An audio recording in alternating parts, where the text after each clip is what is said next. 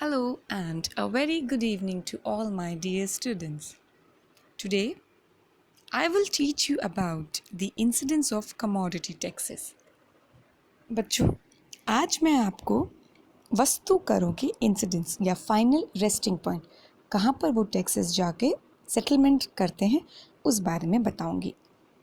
पिछले वीडियो में हमने देखा शिफ्टिंग क्या होती है टैक्सेस की और इंसिडेंस की क्या डेफिनेशन होती है।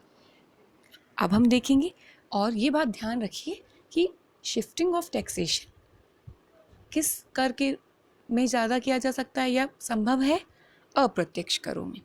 ठीक है, करों का जो शिफ्टिंग है वो अप्रत्यक्ष करों में ही संभव है। ओके, अब हम देखते हैं कि वस्तुओं पर जो कर लगता है बच्चों, कमोडिटीज़ पर, उसको कैसे शिफ्ट करके या फाइनल जो रेस्टिंग पॉइंट होता है उनका वो किस पर होता है। The tax constitutes an addition to the costs and prices must increase to cover the rise in costs. देखो बच्चों, जब टैक्स लगता है किसी वस्तु पर तो उस वस्तु की जो उत्पादन लागत है, मतलब कच्चे माल की जो खपत हुई, उत्पादन के साधनों को जो आय मिली या प्रतिफल मिला, या उत्पादक का थोड़ा बहुत लाभ या उनके द्वारा जो कार्य किया गया, उस सब के अलावा जब प्राइस थोड़ी सी बढ़ाई जाती है या प्राइस में वृद्धि होती है कीमतों में, तो उसको ही हम टैक्स बोलते हैं या मानते हैं। तो जब प्राइसेस में, कीमतों में वृद्धि होती है करों की वजह से, तो लागतों में वृद्धि होती है। फाइनली कंज्यूमर को कमोडिटी के लिए ज़्यादा प्राइस देनी पड़ती है। तो ऐसे सिचुएशन में फाइनली जो टैक्स का बर्डन है वो कौन वहन करता है, उसको हमें देखना है। Whether the price will increase to enable the firm to shift the tax depends on. अब ये भी ध्यान रखने की बात है कि जो प्राइस बढ़ी है बच्चों, वो प्राइस क्या उस फर्म द्वारा टैक्स को शिफ्ट करने के काबिल है। अगर वो सिर्फ इतनी ही बढ़ी है कि कच्चे माल के जो प्राइसेस हैं उनका खपत हुआ या उत्पादक के साधनों को मिला प्रतिफल के रूप में, उतना ही रहा, तो शिफ्ट नहीं हुआ। तो हम देखेंगे किस पर निर्भर करता है। The nature of the tax, कर किस प्रकार का है। अप्रत्यक्ष कर होना ज़रूरी है। The economic environment under which the tax is levied, आर्थिक वातावरण या आर्थिक पर्यावरण कैसा है जिस समय वो कर आरोपित किया गया है। अगर ऑलरेडी मुद्रास्फीति की सिचुएशंस हैं तो आप प्राइसेस को ज़्यादा नहीं बढ़ा सकते। Tax payers practice on in taking advantage of any possibility of shifting. अब जो करदाता है, जो टैक्स दे रहा है, उसकी भी जो संभावना है कि वो कैसे उसको आगे शिफ्ट करता है। प्रोड्यूसर भी तो आगे शिफ्ट कर सकता है, वो गवर्नमेंट को टैक्स पे करता है ना, लेकिन वो कंज्यूमर को कैसे शिफ्ट कर रहा है उसकी एबिलिटी पे भी डिपेंड करता है। A tax can not be shifted when it is purely personal. एक टैक्स जो मैंने आपको बताया था प्रत्यक्ष करों के संदर्भ में शिफ्ट नहीं किया जा सकता अगर वो पूर्ण रूप से व्यक्तिगत हो, पर्सनल हो। एंड और कब से संभावना है जब वो नहीं शिफ्ट किया जा सकता, when it is levied upon economic surplus, जब वो आर्थिक आधिक्य पर लगा हो। मतलब कि इकोनॉमिक सरप्लस, आपको पता है कि आपने जो कार्य किया उसके बदले जो आर्थिक लाभ प्राप्त हुआ है उस पर वो कर नहीं लगता। हाँ, प्रॉफिट को 3 भागों में हम बांटते हैं। प्रॉफिट के 3 पार्ट हैं, कॉरपोरेशन टैक्स और अपना what do we call it, retained earnings and corporate saving, या कॉरपोरेट टैक्स, कॉरपोरेट सेविंग, इन सब चीज़ों पे ये शामिल हो सकता है। फिर हम देखेंगे कि a commodity tax is levied on the product of a firm. अब देखिए, जो वस्तु कर होता है बच्चों, वो किस पर लगता है, किसी भी फर्म के प्रोडक्ट पर, उनके उत्पादनों पर। The tax leads to the price and cost adjustments, and the burden of the tax may be borne by the enterprise that pays the tax at the first instance, or it may be shifted forward to the consumers of the product. जो कर प्रणाली है अप्रत्यक्ष कर के संदर्भ में, वो क्या करता है बच्चों, वो कीमतों और लागतों में सामंजस्य, एडजस्टमेंट को प्रबल बनाता है और the burden of the tax may be borne by the enterprise that pays the tax at the first instance। देखो, जो कर का भार है वो उस उपक्रम पर, शुरुआत में उस उपक्रम पर लगेगा जिसने उस टैक्स का वहन किया, मतलब जिस पर आरोपित किया गया, लेकिन उसको धीरे धीरे शिफ्ट करके फॉरवर्ड शिफ्टिंग के थ्रू प्राइजेस में वृद्धि करके कंज्यूमर्स तक पहुंचा दिया जाता है। तो यही तो हमने पढ़ा शिफ्टिंग ऑफ टैक्सेशन में, ठीक है। देन अब हम देखेंगे, very important thing here to be noted is कि जो इलास्टिसिटी है डिमांड की और सप्लाई की भी, वो कैसे प्रभाव डालती है कीमतों के बढ़ने या घटने पर। और जब ज़्यादा कीमत बढ़ेगी तभी तो टैक्स का शिफ्टिंग होगा, अगर ज़्यादा प्रभाव नहीं पड़ा कीमत पर तो टैक्स का शिफ्टिंग नहीं हो पाएगा। It is proposed to be examined under demand elasticity how the price rise compares with the size of the tax rise।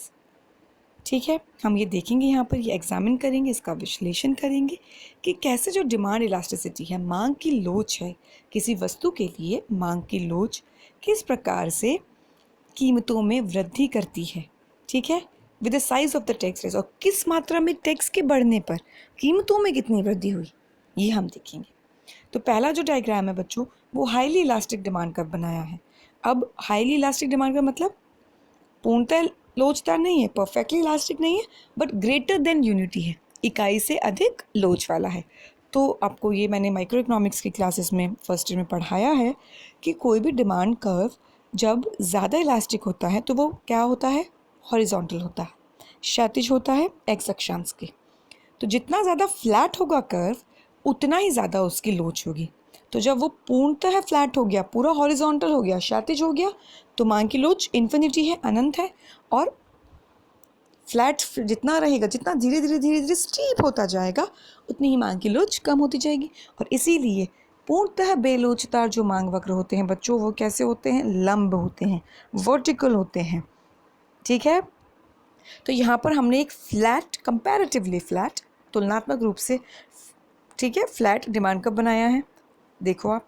फिर हमने माना सप्लाई क्या है, परफेक्टली इलास्टिक है। Supply curve before any tax levy, जब तक कोई कर लगाया नहीं गया तब तक सप्लाई कर्व क्या है, एस एस है। अब आप देखिए, जब टैक्स इम्पोज कर दिया गया, the imposition of tax shift supply curve, जब टैक्स बढ़ गया बच्चों तो जो सप्लाई कर्व है वो ऊपर की ओर खिसक गया। कमोडिटी जो परचेज की जा रही थी पहले वो आर पर थी, ठीक है। फिर कमोडिटी परचेज की गई ऊंची कीमत पर, क्योंकि जो पुराना वाला डिमांड कर्व है उसने नए वाले सप्लाई कर्व को पी पॉइंट पर कट किया है, और जो पी से क्यू तक है वो कीमतों में वृद्धि है करों के लगने पर, ओके। अब देखते हैं हम, जब जो मांग की लोच है बच्चों वो मॉडरेटली इलास्टिक हो, थोड़ी कम हो, इकाई से कम हो, या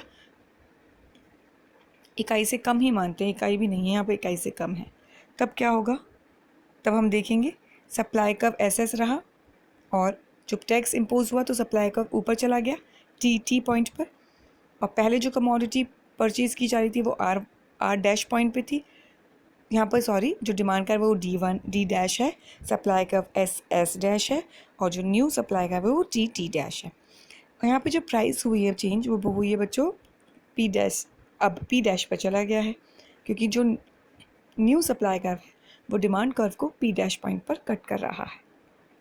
तो पी डैश से क्यू डैश तक क्या हुआ, प्राइस में वृद्धि हुई। जब एब्सोल्युटली इनइलास्टिक डिमांड कर्व है, पूर्णतः बेलोचदार मांग वक्र है, तब हमारा मांग वक्र कैसा है, वर्टिकल है, ठीक है। इसने पूर्ति वक्र को पहले काटा आर बिंदु पर, ठीक है। नए वाले पूर्ति वक्र को टी डबल डैश, देखिए टी डबल डैश ऊंचा पूर्ति वक्र है जो टैक्स इम्पोजिशन के बाद बना, उसको उस डिमांड कर्व ने पी डबल डैश बिंदु पर काटा, और यहाँ पर भी कीमतें बढ़कर क्यू डबल डैश से बढ़कर पी डबल डैश के ऊपर हो गई।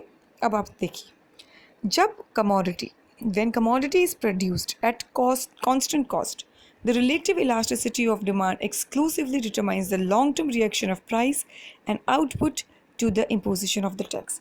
तो जो मांग की लोच होती है, जब भी अगर मान लीजिए वस्तुओं को कांस्टेंट कॉस्ट पर, स्थिर लागतों पर उत्पादित किया जा रहा होता है, तब जो कीमतें हैं वो किस पर निर्भर करती हैं? वस्तु की मांग की लोच की अवस्थाओं पर। ठीक है। The key concept is that the tax incidence or tax burden does not depend on where the revenue is collected, but on the price elasticity of demand and price elasticity of supply.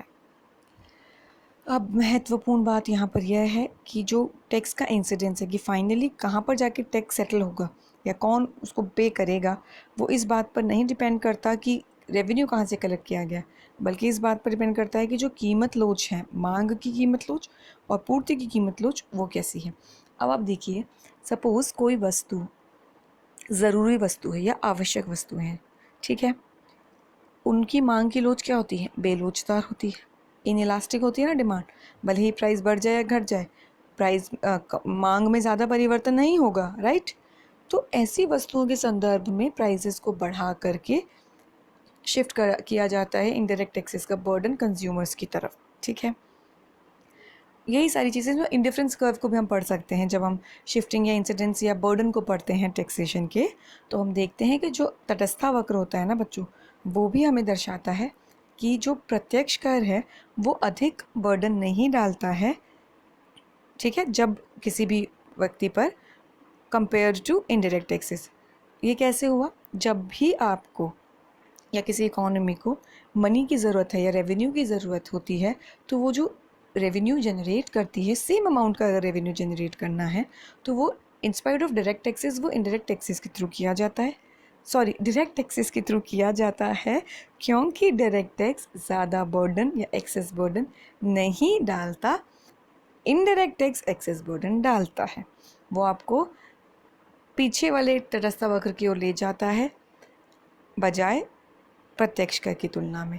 तो ये indifference curve के analysis या applications में हम पढ़ते हैं, यहाँ पर आवश्यक नहीं है, बट हाँ यह समझना ज़रूरी है कि अप्रत्यक्ष कर अधिक बर्डन डालते हैं अर्थव्यवस्था पर, या अर्थव्यवस्था पर नहीं कहेंगे, सॉरी, जिस व्यक्ति पर वो कर आरोपित किया गया है। व्यक्ति इन द सेंस कंज्यूमर्स की तरफ चला गया ना, उपभोक्ताओं को वहन करना पड़ा कंपेयर टू डायरेक्ट टैक्सेस। और यहाँ प्राइस इलास्टिसिटीज़ को ध्यान ज़रूर रखना है, ठीक है, price elasticity of demand and price elasticity of supply. ये डायग्राम्स आप थोड़ा समझ लीजिए अपने बुक से भी, और इसको डिटेल में इसकी नोट्स बनाइए और इंसिडेंस और शिफ्टिंग को अच्छे से समझ के नोट्स प्रिपेयर कीजिए। Thank you so much for listening to this video.